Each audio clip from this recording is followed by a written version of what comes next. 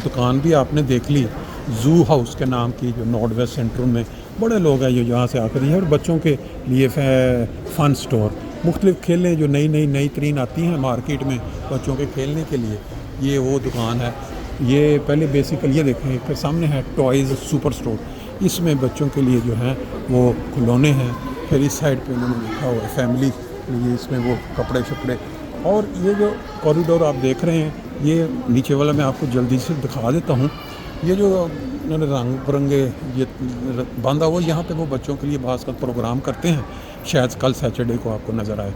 फिर इस साइड पे ये वो बाल काटने वाले ने किसी ने दुकान खोली है। डीएम स्टोर है मशहूर यहाँ, जिसके अंदर दवाइयाँ, जो देसी दवाइयाँ जैसे कीमो वो वाली, कुछ और कुछ बाकी चीज़ें जो घरेलू इस्तेमाल में। ये फिर फूलों की दुकान है इस साइड पे।